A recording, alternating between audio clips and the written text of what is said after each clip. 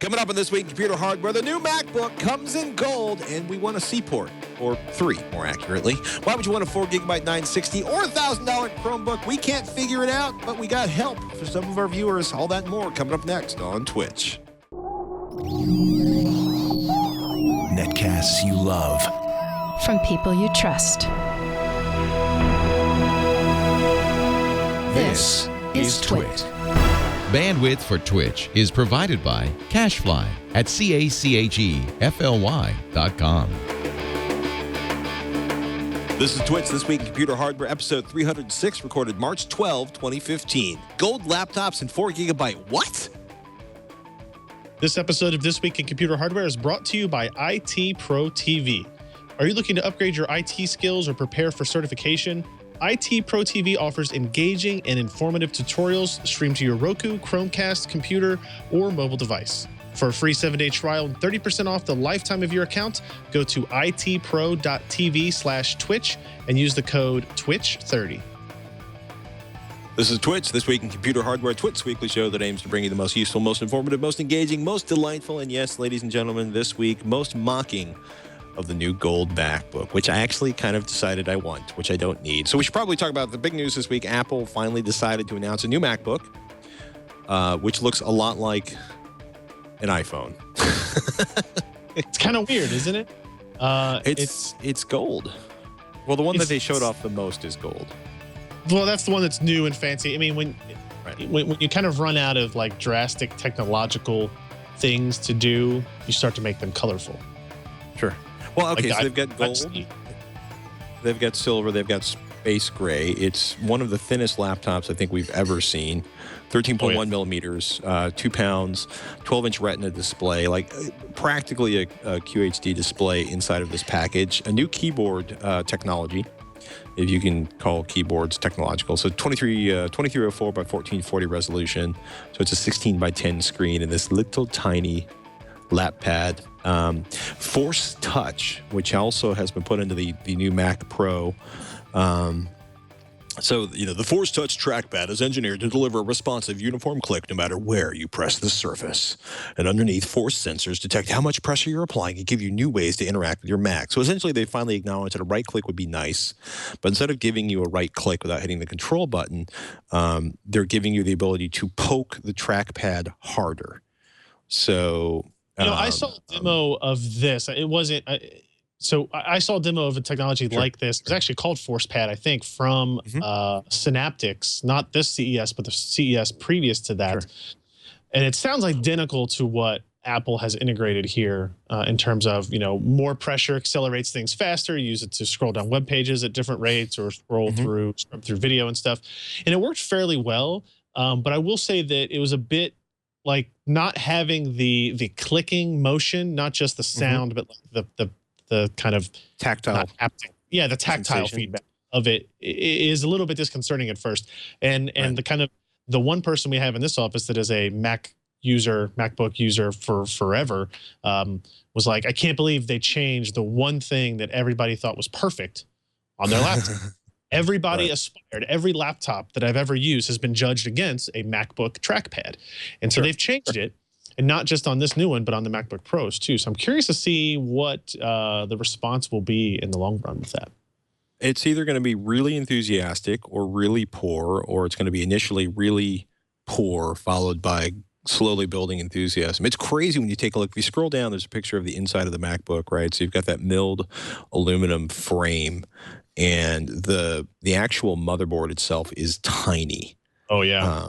It's ridiculous how compact, how dense the main board is inside of this. And then literally they've stacked the rest of that enclosure with batteries. I thought it was really slick the way they did this. They basically terraced multiple layers of batteries inside the MacBook. And they're claiming, I think they said 35% more battery in the volume of the laptop or the given space, because they didn't use a standard kind of battery pack size. The big thing, though, that we haven't really mentioned is the ports. technically there are two ports. There's a headphone port on one side and a USB-C on the other side. And the USB-C port is everything. There is no SD card slot. There is no USB, well, USB 2.0, USB 3.0 full size. There is a USB-C connector. Power goes over that, which led to an interesting Engadget article where they're like, hey, thanks to USB Type-C, external MacBook batteries may finally arrive. But it's an interesting thought, right? Because it's not using a MagSafe connector. And I thought that was a really interesting observation. So, the USB-C port is flippable. You can use either side on it. And it is going to be everything. It is the monitor port. It is the, external storage port. It is the keyboard port. It is the mouse port. Or you're going to have to go completely wireless. And it's like, part of me is like, wow, this is Johnny Ives just totally out-Steving Steve in terms of minimalist design. And I'm torn between thinking like it's super elegant and the fact that, right, because I just moved back to an iPhone and I went to an iPhone 6, and iPhone 6 has the lightning port cable thing. And I ended up buying about $100 worth of cables to replace all of my perfectly functional 30-pin cables, which no longer work on this newfangled design. So part of me is, it's interesting because a lot of people I work with, we do a lot of video editing, we work with a lot of large files, we wipe our machines regularly, and they were all kind of like, oh no! And then a lot of other people were like, okay, it's very elegant, it's very slim, it's very stylish, and how much is it going to cost me to attach this to an external monitor? So I'm wondering if they know something that we don't, in terms of like 98% of MacBook users don't ever attach it to an external monitor or an external hard drive or something like that. I'd be really curious kind of like what they know. Core M processor, obviously a really small TDP, which is a part of how they can get this ridiculously small enclosure. Are you kind of disappointed at the performance there, or you think it's going to be pretty comfortable? This was, so we looked at the Yoga 3 Pro a long time ago, and it is based on the same processor essentially. Actually, I think the one in the Yoga 3 Pro might be a couple of hundred megahertz faster. Apple wanted to get a fanless design that was super thin, and they were able to do that by using the Core M. But Core M is based on Broadwell Y, which is a super low TDP part, but it's also lower performing than the Haswell Ultrabook processor. So if you have a MacBook Air today that uses a Core i5 4250U, for example, which is kind of the most common one, that's what Ken uses. That's in a lot of like just standard PC Ultrabooks from last generation as well. This processor is actually going to be slower than that, and both in terms of CPU and GPU performance. Is it going to be fast enough for most people? Probably still, but I think it's an interesting step to take. And Apple's not the only one to do this, to kind of introduce a new product that has a platform that is fundamentally slower than the previous one. Right? There's the other advantages of power and battery life, which are nice. Although the battery life on this is only even rated up to 9 hours by Apple, which isn't really that dramatic. But the Yoga 3 Pro did the same thing. The Yoga Pro, or the Yoga 2 Pro, was based on a 4250U, and the Yoga 3 Pro is based on Core M. So it was actually faster. It was thinner and lighter and had about the same battery life, but it was a little bit slower. And if you're browsing the web and you're doing that kind of stuff, it's probably not an issue. But if you're one of those people that kind of does basic photo video editing or something like that, like if this is your primary machine and you're going to do some other types of things on it, I'm a little concerned that it's kind of a step back, especially considering I don't know what, before this launch, was there a MacBook? There was no MacBook anymore, right? It was MacBook Air and MacBook Pro, right? I think at this point, I can't even remember. Yeah, it was several days ago, and I would have always guessed that the MacBook Air would have been the lowest performing part. And now you've got the MacBook, which is going to be lower performing than all the MacBook Airs that are already out there based on Haswell. And they just refreshed them with Broadwell, which is going to be slower than as well. So I'm not totally torn up about it. I just think it's disappointing. And it's kind of interesting that they'd be willing to make that decision, right? Clearly they had Intel gave them this part and said, look how awesome we can get the power consumption down to. What do you want to build out of it? And this is what they came up with. I personally would have liked to have seen something with like a battery life rated at 18 hours. Maybe not as thin, not as sexy. You can get a full-size USB port on there if you want. A couple, maybe two of them. I know that's crazy. And but then get this extended battery life out of it as well. But I just laugh. I mean, because you look at design, wireless, OS 10, built-in apps, tech specs, and like the wireless tab, right? When you go to the MacBook, apple.com/MacBook, and it's like, thanks to the latest wireless technologies and innovative Apple software and services that let you get the most out of them, you can do nearly anything you need without plugging in. So it's like, oh yeah, iCloud is the first thing they mention, and AirDrop, which I almost used once, and so it's interesting that Bluetooth, so my audio can sound like crap. Asus announced, they haven't released it yet, but they announced at CES the ZenBook UX305, which is actually 12.3 millimeters thick. So it's actually, I think the MacBook's 13.1. So this is a little bit less than a millimeter thinner, but it is thinner. And it is also based on Core M, but I'm looking at its connectivity, and it has a micro HDMI, a full-size USB 3.0, and a headphone jack all on one side of it. Sure. So they didn't use USB 3.1 or USB Type-C rather. They have a 3200 by 1800 screen. It's IPS. You can get it with up to 5 gig. It actually has 3 USB 3.0 ports on it. So the UX305, based on the same CPU platform, is just going to have significantly more connectivity to it as well, and it's still got 802.11ac. It's still got PCIe based flash storage, right? So it's an interesting thing because it would appear that you could make a device as thin as Apple made it and still have other ports on it, but they did not. This is. I mean, I gotta say it again. This is a classic example of Apple trying to push the envelope forward, and ever since remember the Gumdrop Max.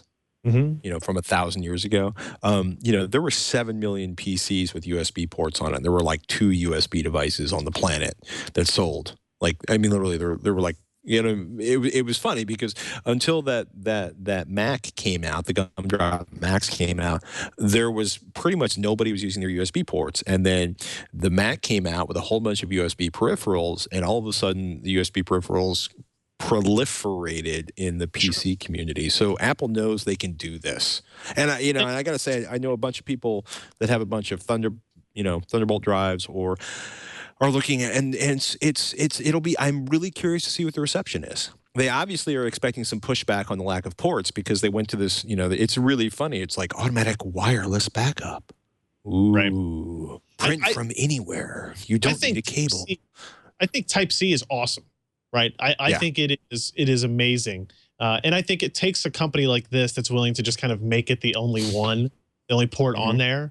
I wouldn't care if they only had Type-C, if they maybe had more than one, right? Because you can't have your laptop plugged in charging and also plug in a USB device unless you buy their $8 dongle that allows you to feed power through, connect USB drive, and have an HDMI, right? So there's it's not just that they're using the new standard; it's that they're limiting it to one option, right? And like we'll see thumb drives that have Type-C connectors on them probably sooner rather than later, and it would just be nice to have more than one. Like I have 3 on my laptop, and every once in a while when I'm doing Skype remotely to a show out of town, I've got my headset connected to one, I've got my mouse, wireless nano connector in one, and then I don't know. I think I usually have something else plugged in as well, so a phone charging or something like that, right? So connectivity still matters to people. I believe, I really do. So, well, coming soon. Also coming soon. Pre-order, the Apple Watch available 4/24/15. I think pre-orders are 4/10/2015.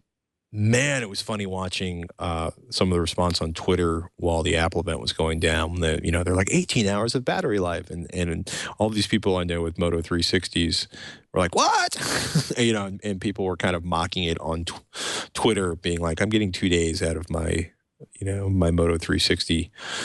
What's Apple's damage?" I exaggerate slightly, I have a Moto 360. And I would argue that you are able to get 2 days out of it. Okay. I think the one full day is probably as much as you're getting out of any smartwatch. I just don't think. I don't know. I think Apple users were probably expecting better. Right? Yeah, But 3 hours of talk time. So it's got, the microphone and the speaker built in. A couple of friends of mine were really excited about that. Design aesthetic either works for you or don't. The bands are pretty much what it's all about in terms of accessorizing. And the cost of the bands is kind of insanely ridiculous really, really quickly. And then, of course, they have the Apple, the Apple Watch edition. Which, I have a couple friends that collect watches in the you spent more on that watch than my truck cost. Now, they don't have a lot of these watches. But it was curious for me to hear them talking about like reacting to the gold version of the watch. Let's see, 38 millimeter case, 18 karat yellow gold, sapphire crystal, retina display, ceramic back. Is that the one that was $10,000, or was the one with the band that was $10,000? Yeah, the watch edition. And they were just, these are people who actually think a $5,000 watch is something that, is not that particularly uncommon, which, is your lifestyle or is not your lifestyle. And they were just laughing because you get pretty much the same exact functionality out of the, version that costs less than 10% of that price. It costs like, what is it? Yeah, there it is. 38 millimeter, 18 karat rose gold case with white sport band, $10,000. So you have rose gold and a swatch band, a sophisticated Apple version of a swatch band for 10 grand. And fair the enough. 42 millimeter. Well, it's I'll be curious, to see how many of these they actually sell. But the fact that they're, I can't decide if it's great that there's no additional functionality on the $10,000 watch, or if it's kind of ridiculous that there's no additional functionality on the $10,000 watch. I'll be honest with you. The thing that really got me was listening to them talk about the applications and the health stuff that is coming out of some of their partnerships. With a couple of family friends that are dealing with Parkinson's, to see them coming up with ideas using some of the framework they're putting together. And I'll be curious to see if it's really open source or if it's open source, in that special Apple way. It's funny, like they're pushing the envelope in some areas and they're just doing kind of ridiculous things in others, which probably is kind of an Apple kind of lifestyle choice. Right. HBO Now, Apple TV's just dropped down to $65 from $99. HBO Now, which is something I've been waiting for a while, going to come out in times for Game of Thrones in April 2015. You will need, it turns out, another Engadget article, you will need an Apple TV running the HBO Now app to sign up for HBO Now, even though you'll be able to use it on other devices and apparently desktops. So the upside is I own an Apple TV, and HBO Now is going to be $14.99 a month. But yeah, Apple TV, iPad, or iPhone to sign up. So you will need the application to actually run HBO Now. So I know a lot of people that are pissed off about that. It's 3 months, I think, is their launch window, and then they expect it to come out on fleets of other devices, which I would assume would include the Roku, probably the Xbox One, the PlayStation 4. I'll be really curious to see how fast HBO rolls this out on different devices. So $69, not $65 for the Apple TV, pardon me. As somebody who doesn't use Apple devices, I'm very disappointed by this because I was really looking forward to it. I kept hearing the rumors about this occurring. I was like, finally, I don't have to like sign up for HBO on my TV service. I'll just do this and then I'll just keep it. And it's like, oh no, it's like a 3-month exclusive on Apple. And I was like, you didn't want to watch Game of Thrones anyway. Yeah, a horrible show anyway. I'm just going to keep telling myself that, so I won't. It's okay. I'll loan you my login if I can get one. So what Sebastian wrote this up at PCPro.com. I can't decide on what Google is thinking with the Pixel. Exactly why does the world need a $999 Chromebook? I don't know the answer to the question. I don't know.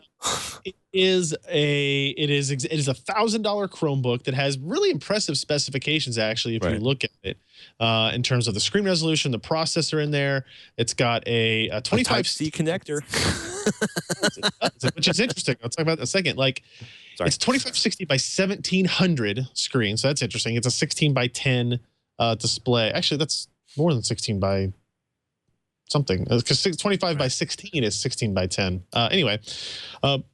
It's got a Core i5 processor in it, or you can get a Core i7 in it. HD graphics 5500. You can only get 32 or 64 gigs of flash storage in there because it is a Chromebook. 720p webcam. It does have 2 USB Type-C connectors, although they're rated up to 5 gigabit per second. So it's not USB 3.1. It's just USB Type-C.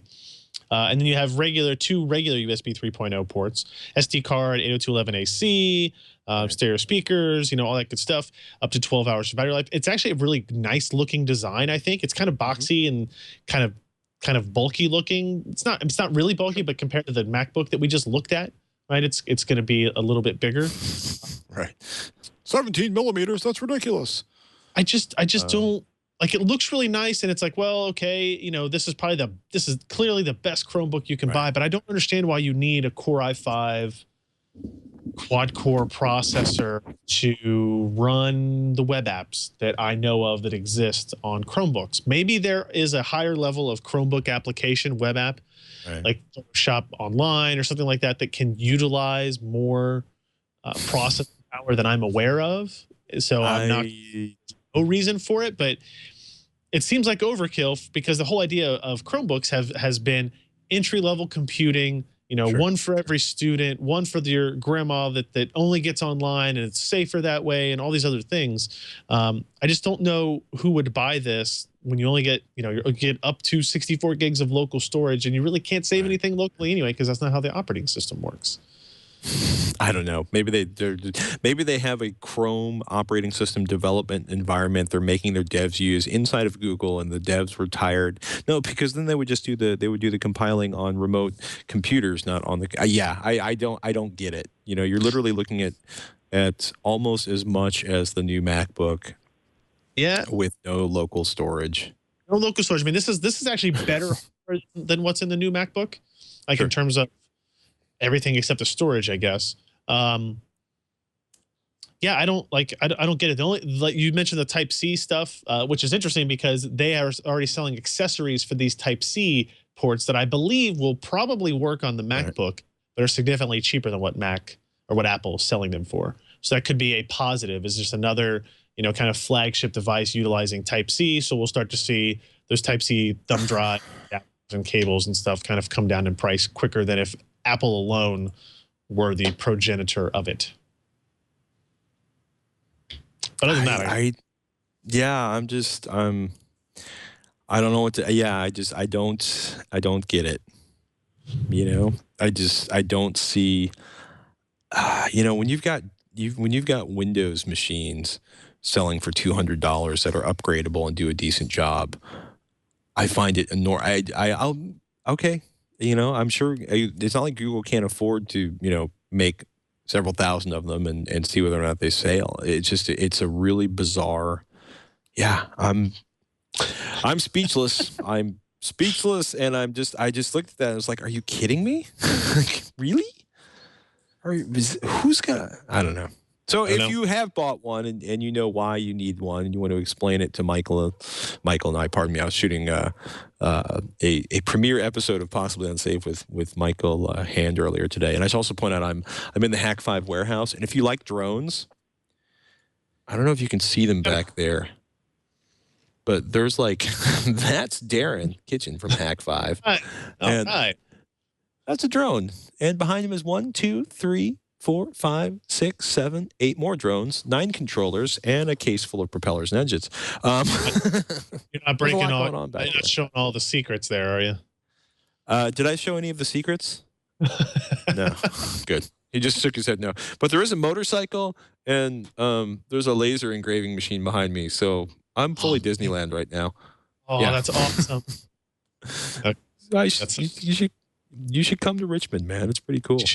We take a moment to thank our friends over at IT Pro TV, sponsoring this episode. IT Pro TV, it's a video network dedicated exclusively to the world of IT, information technology. If you are in it up to your neck, you know what we're talking about. It doesn't matter if you're looking to jumpstart a career in IT or if you're already working in the field. IT Pro TV supplements traditional learning methods in a fun and engaging way. They want to maximize your learning, prepare you for the certification exams, and give you the kind of hands-on detail that's probably not in a book. It's cool. They have hundreds of hours of content, like 30 hours being added this week. There's a whole crew making some good stuff there. Streamed live, available on demand on your Roku, Chromecast, computer, your mobile devices. Video courses on Apple, Microsoft, Cisco, A+, CCNA, Security Plus, MCSA, CISP, PowerShell, and Linux Plus, network security, OS 10, Windows, and Linux support for desktop servers and more. It's pretty cool. They've really thought this out. They've put together a virtual machine sandbox lab environment so you can get hands-on practice. They have HTML5 support for any operating system. So if you have a browser that'll run HTML5, you can use the IT Pro TV virtual machine sandbox. They have measure up practice exams. It's like a $79 value in your subscription, so you can make sure you're retaining the stuff you're learning from their video classes. One low monthly subscription price, daily updates, new features monthly. Cancel when you want to. It's literally about the same cost as a study guide, way cheaper than going to an IT boot camp. And if you're watching live, you get to interact with the hosts during the chat or during the show via chat. They do web-based Q&As that are specific to study topics. They really want you to succeed. They've got group pricing, corporate pricing, and their clients are pretty slick. HP, UCSD, Stanford, MIT. This is a pretty prestigious group, a group of groups that are taking advantage of IT Pro TV. So here's how you get involved. If you're looking to upgrade, step up, learn the things you need to get your certification, go to itpro.tv/twitch. It's slick. Subscriptions are normally $57 a month, $570 for the entire year. But because you're a listener of TWiCH, you're going to get a free 7-day trial when you sign up. And if you use our offer code TWICH30, TWICH30, you get to check out their courses, live stream, and if you decide to subscribe, you'll get 30% off your subscription for the lifetime of your account. That is less than $40 a month or $399 for the entire year. So it's pretty cool. And we should point out IT Pro TV has just announced that Sean Philip Oriano is their subject matter expert for Certified Ethical Hacker, which is their most requested course to date. Sean is an expert in many areas of security. He wrote the book on CEH. His teaching and consulting experience includes both enterprise and military clients. And they'll be streaming live beginning Monday, March 23rd from 9 a.m. to 4 p.m. Eastern through Friday, April 3rd. IT Pro TV's live stream is available to everyone, even if you've got a free basic account. So if you've been thinking about checking this out, this might be something that gets you going on there. itpro.tv/Twitch. Use the offer code TWICH30. You'll be taking care of This Week in Computer Hardware. You'll be getting yourself a fat 30% discount off your subscription for the lifetime of your account. itpro.tv/TWICH and use the code TWICH30. Free for 7 days. Save yourself 30%. And we want to thank the crew at IT Pro TV for their support of This Week in Computer Hardware. Oh, my goodness. So we're going to sort of burn through some news at this point because it's kind of crazy. I didn't mean to talk so much about Apple, but no, that's okay. It was USB-C port has me excited. It's gold, man. I want a gold. I'll say it. I want a gold laptop. I've completely lost I have no interest in a gold phone, but a gold laptop appeals to some deviant part of my soul. Samsung Galaxy Note 4. I've never bothered to use the N Pen in a Galaxy Note 4 other than like, yes, it works, and then I walked away from it. What did you think, man? So I had never used a phone with this type of screen size before. Have you? Sure. I did. It was funny. I was using an iPhone 4S, used a Galaxy Note 2, and then went back to the iPhone 4S and started hunting for my replacement for the iPhone 4S because the iPhone 4S suddenly seemed so small. So this is your first phablet experience. It is, and I found myself kind of surprisingly into it, right? Like I found use for it immediately. Like anytime you're reading an article on a website on your phone or looking at pictures or something like that, or even like taking pictures with it because it's such a big viewfinder and it also has a pretty nice camera on it as well. Right. I found it to be pretty impressive, actually. And the like a lot of people complain about TouchWiz, and there's a lot of reasons to complain about TouchWiz, the kind of Samsung overlay for Android. But like the ability to do side-by-side multitasking, it's not something that I think a lot of people are going to do, but it was interesting contextually, like to be able to watch a video on YouTube while looking through the Twitter feed on the other side of the screen. It's just kind of barely big enough to make that useful. Not perfect, but useful.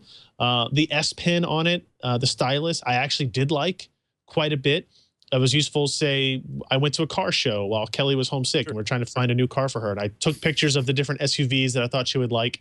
And then I would write notes on the picture, like circling things that I didn't like, or, hey, the third row seat was really cramped in headroom space or whatever. And you could do that on there. And I found more uses for it than I thought. And it became less of a bulky brick in my hand the more, you know, the more days I kind of utilized it. So I came away. After a couple weeks, you're like, hey, you don't even notice the fact that you're basically holding a dinner tray next to your head. It's just your phone at that point. And because it's bigger, it has more. It has better room for camera optics. It has better room for a larger battery. You get weird, like the Note 4 specifically has weird support for VR technology, like the Galaxy Gear VR, which I got to try out with it. I don't have it anymore. Otherwise, it was fun. And what I learned from this is that virtual reality should be untethered. It should be wireless. Having cables attached to you kind of ruins everything.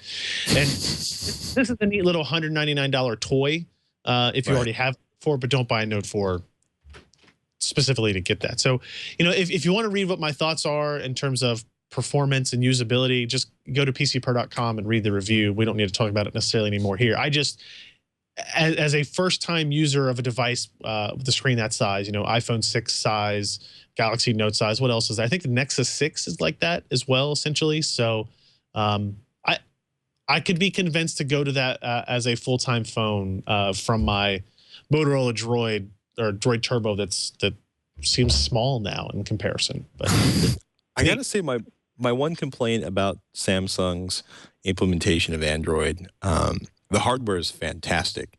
Whether you're talking about tablets or phones, small phones or large phones, phablets, they junk up Android with more stuff. Like their interface drives me insane. Especially that's what was going from like a Samsung device to first the Moto G and then later on the Moto E, which by the way is I've decided is an amazing deal for 120, $150.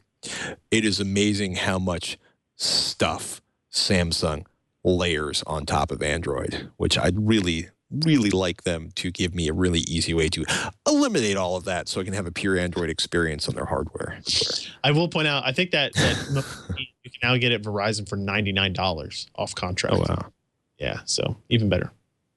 It's a good thing. AMD to release FreeSync ready driver on March 19th. Does that mean there's FreeSync ready monitors?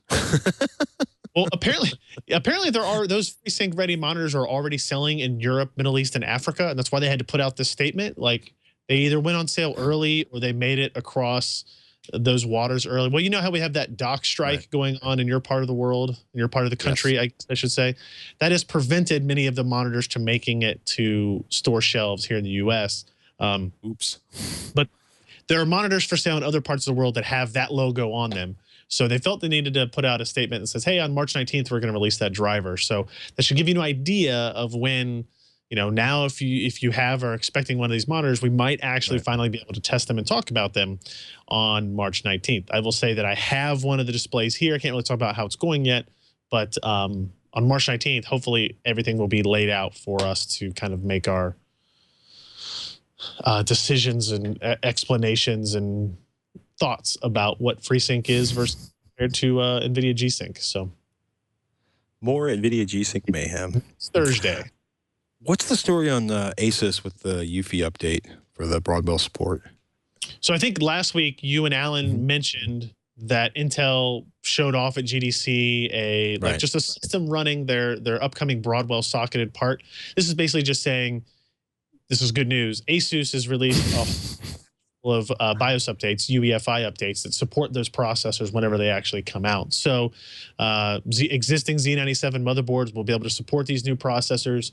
So if you have a Z97 board, or you find one on special or on a good deal or something like that, you can expect that will support the new Broadwell Iris Pro processors that will come out probably mid-year, probably Computex timeframe. And I assume Gigabyte and MSI will do similar things, but Asus is just the first one to do so. They seem to be the most prepared for inevitability. Keep in mind that the Broadwell processors that are going to come out are not, they're 65-watt parts. They're not going to be highest performing. They're not going to replace the 4770K or 4790K.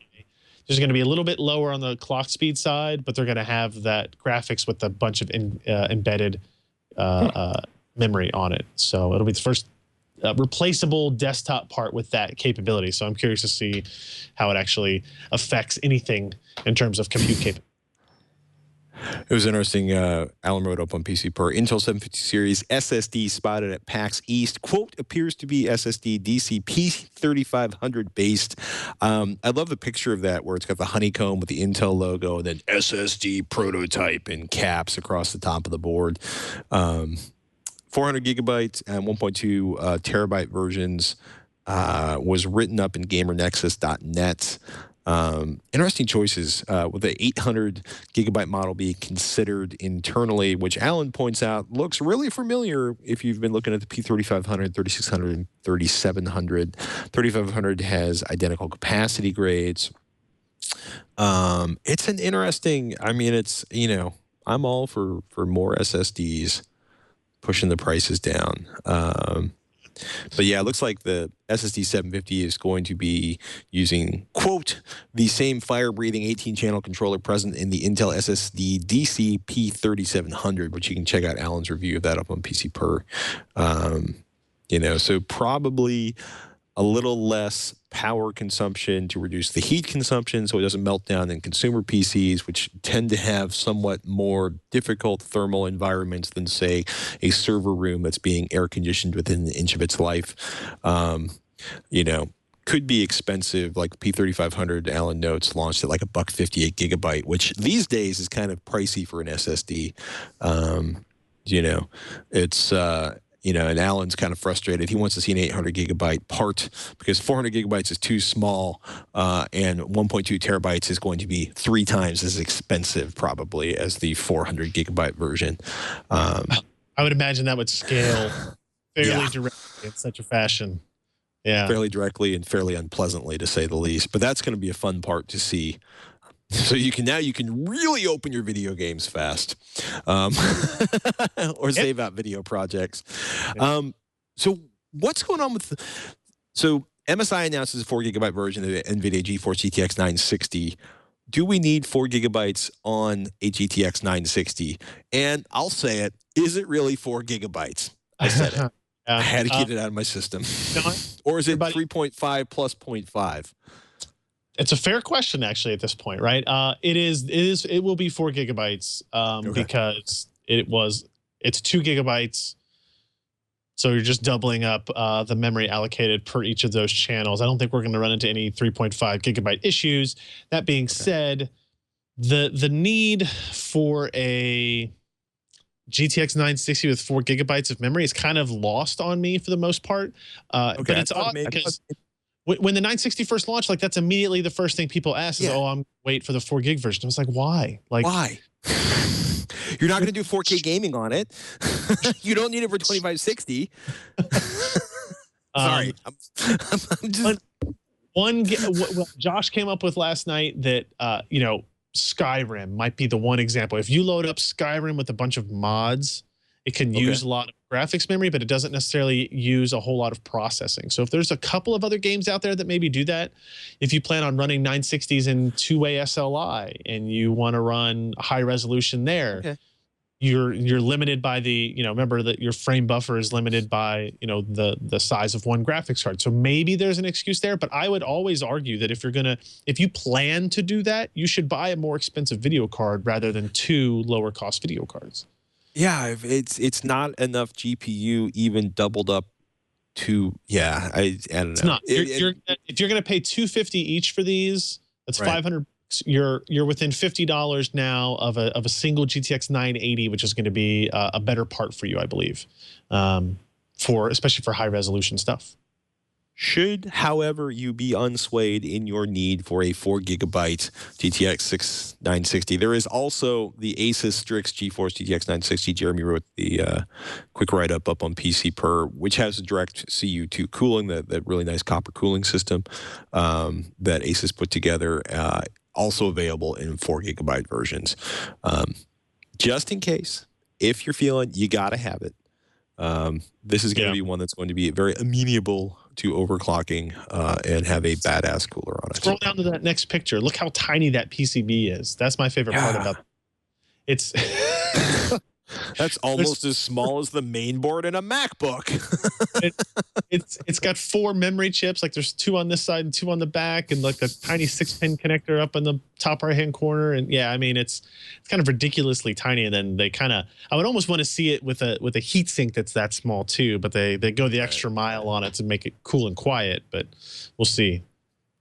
Oh my goodness! Something else we'll have to wait to see is which one of your beloved PC Pure users, viewers, listeners, readers, consumers, people, crew, and perhaps which of you here in the Twitch audience who go to PCPure.com will win part of the quote huge contest and giveaway that's running right now up at PC Pure. You're rocking your St. Patrick's Day. A real quick plug for it. It is, I guess I should have changed the background to green or something. And I realize now that background and my shirt color are maybe a little bit too close. But we teamed up with some guys over at Hardware Canucks, which I think have the most hilarious website logo in the world. It's kind of self-referential. We partnered with them and some partners, Asus, EVGA, Crucial, NVIDIA, Fantex. Like the grand prize is a G-Sync monitor, the RG Swift, a GTX 980, a Maximus 7 Hero motherboard, a full set of Asus Strix like mouse, keyboard, headset, a 1 terabyte SSD, a case, and like a cooler and some fans. That's the grand prize winner. And then we have a second and third place winner as well. And it's all for, it is a YouTube-based giveaway, subscribe, comment, that type of deal. So it's pretty simple to access. But if you just go to PCPer.com and look for the news post titled "Huge Contest and Giveaway," you'll find out what all is involved. So just a real quick plug for that. If anybody here is listening and wants to sign up to maybe win some free stuff, every once in a while we give away free stuff, and it's fun to do. So if you're going to take the time to enter a contest, this would be a delightful contest to win. Just saying. Yeah. I think we got time for one question before we bounce out of this episode of This Week in Computer Hardware. We talked about, we've got Ed asked about home theater PC stuff. We've got John. Well, actually, we have a nameless question. Let's do Ed, since Ed has a name. Actually, I think all 3 of those sentences, those paragraphs, those lines are from Ed. Wow. Okay. I've committed to Ed. I'm in. Ed, okay. Ed writes in, I'm looking to build a home theater PC before the year is over so I can put all of my hundreds of DVDs and Blu-ray discs in one convenient location instead of all over shelves. I have been there and I feel you. I can find all kinds of suggestions on what I should focus on for video editing or for gaming or even for Bitcoin mining, but I don't see anywhere listed components that are important to consider for home theater PCs. Does the graphics card matter at all? Should I worry about high-performance processors or focus on mid-range processors first? How much RAM? And what kind is necessary versus luxury? I know that what will likely be the largest cost will be the NAS storage to accommodate the several hundred disks I have. Do you have a good suggestion for a setup that would allow me to continue to expand over time so I don't have to spend all the money right away? If so, is there one that would allow me the versatility of adding new drives of any size, speed, or manufacturer as I see fit? Wow. I think that's it. I apologize for the breathy pauses here. It's not because I'm trying to get all Captain Kirk in my reading, but because we're experimenting with a new show notes format, and I keep bopping the paragraphs up and down this page. But he says, do you have a good suggestion for a setup that would allow me to continue to expand over time so I don't have to spend all the money right away? If so, is there one that would allow me the versatility of adding new drives of any size, speed, or manufacturer as I see fit? Or do they all have to be similar in some way? So there's 2 very different kind of experiences when you're dealing with, say, digitizing your Blu-ray collection or dealing, with Blu-rays in a home theater PC. One is when you initially rip them, and then the other 99% of the time is when you are playing them. Playing Blu-rays, playing DVDs, streaming Netflix requires vastly less performance than actually initially compressing. Like, because ripping the file doesn't really take that much, but compressing the file takes a little bit of effort. And so, you kind of like do it, onesie twosie over time and let it do its thing. There's probably the best Blu-ray playback experience I've seen has been on Robert Heron's home theater PC, which I want to say is running Windows 7 with Windows Media Center. Blu-ray support has been declining. A lot of the third-party applications are no longer supported, which is becoming an issue in the Windows environment for Blu-ray playback, in part because it was never as popular, in part because Windows kind of killed it off with Windows 8, or Microsoft kind of killed it off with Windows 8. But generally speaking, any mid-range machine with 48 gigabytes of memory is more than enough both for the ripping and encoding and the playback. You could also argue that the way Windows 8 handles drives would be one of the simplest and least traumatic ways for you to add additional storage over time as you record additional Blu-rays, especially if you're if you're grabbing like ISOs of the entire disc and storing them rather than just the video files. If those hard drives crash, you are going to be in a land of hurt if but I assume, of course, you will keep all of your Blu-rays, not erase them. That's where a NAS box come in. And it's funny because we were on Texting this week, we were talking about somebody like, well, can FreeNAS do everything a Drobo does? And well, kind of, except that they're literally at the exact opposite spectrum because, a FreeNAS is this unbelievably super ninja customized FreeBSD operating system for storage with ZFS, and it does all of this amazing cool stuff for redundancy and backup, and then it'll stream and then it'll dance, and Drobo's like, hey, I can get it out of the box. I can plug drives in until the green lights are there. If the light turns yellow, I can get another drive. Or if the light turns red, I can get another drive and stuff it in the slot, right? So they're so, configuring a FreeNAS is an education. And configuring a Drobo is kind of like configuring a toaster. If you can get the toaster out of the box and put bread in it, you can assemble a Drobo. You might take a little extra work to do some things like connect your computer to it.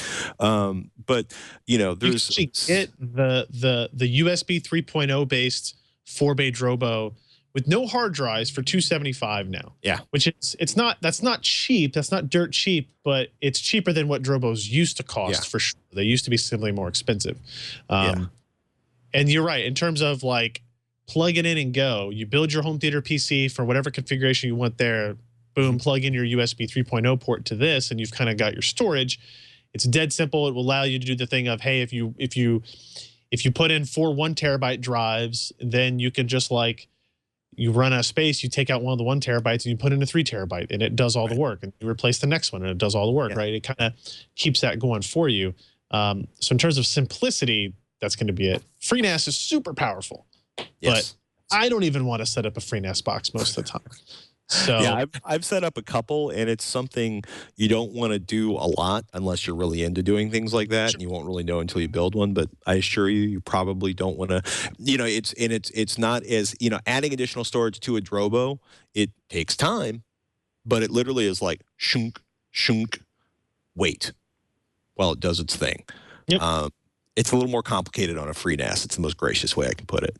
Like basically build another FreeNAS and transfer your data from the first FreeNAS to the second FreeNAS and then do something else with the first FreeNAS box, which is a kind of a NAS experience that if you've never generated like 5 or 6 terabytes of video a week, you probably can't relate to. But yeah, we should probably wrap the show here because it's a really awesome question, but I think we're going to save it for next week, because there's no way we can explain it in like less than probably 5 minutes. Yeah. But so contest up on PC Per, or more accurately up on YouTube, which you can get the instructions for PC Per. Is there anything you can tease us that's going on PC Per this week? Well, next week, before our next show, you'll see our review of this. We've got the Titan X in, right? They actually announced that's the box, not the card. I was like, that thing is huge. I've actually been told this is the box they're going to ship it in this time. So this is how you will get the card. It's actually it's a nice retail package, right? So I don't know what it's going to cost yet, or if I did, I couldn't tell you. But we'll have that review up, and then hopefully we'll have the FreeSync reviews up next week as well. And then I will be in San Jose for GTC, which is NVIDIA's GPU Technology Conference, which is where they're going to announce the Titan X completely, like kind of release it. So there should be some stuff up there too. Yeah. You should come up while you're in San Jose. We should get you up to Richmond. We'll do it after the traffic's gone away. You So come never. up here and we no. Just we'll just leave San Jose around 8 o'clock or 10 at night. We'll get you up here. It won't take more than 3 or 4 days. Tony, Maybe let us helicopter. of course. Yeah. No, Ooh, helicopter. but dude, we've got lasers. If I can, there it is. Lasers. Come on. What do you want to Bring laser engrave, dude? I'll bring that Titan X. Bring the Titan X, and we'll engrave my name on it or something. I don't know. Oh man! Along with lamentations on the lack of ports on the gold MacBook that I apparently secretly want, and talking about FreeNASes versus Drobo on this week's tech thing, we talk about the ultimate $40 backpack versus my $300 backpack, and what to do when you lose your Android device. Shannon put together a really good list for a friend of hers who lost her phone, and the best free VPNs. Alan Henry from Lifehacker joined us, and the dude has spent a lot of quality time with VPNs. And if you've been looking for a free VPN to secure your life, or just because you want to get foreign videos that you normally can't access because of your IP address location, we've got you covered. So Twitch, TWiCH at twit.tv is the email address. Twit.tv/Twitch is the place to find out how to subscribe, or just go into iTunes and type in Twitch, and you will find lots and lots of links. Actually, at least 2, one for the video and one for the audio. I hope I didn't just flip everybody off. If I did, that was accidental. Sorry. With that, It's possible. it's probably time for me to go eat food, since I've been building things. There's been all sorts of mayhem involving Raspberry Pis and Nice. NVIDIA streaming in here. It's amazing what you can do when you set your mind to it and refuse to let Michael Hand leave a warehouse. In any case, ladies and gentlemen, at Patrick Norton and at Ryan Shrout is where you can tweet at us, and we welcome your tweets, your questions, your thoughts, your ideas, because we're always looking for your guidance on where to take the show. I'm Patrick Norton. I'm Ryan Shrout. We'll see you next week on Twitch.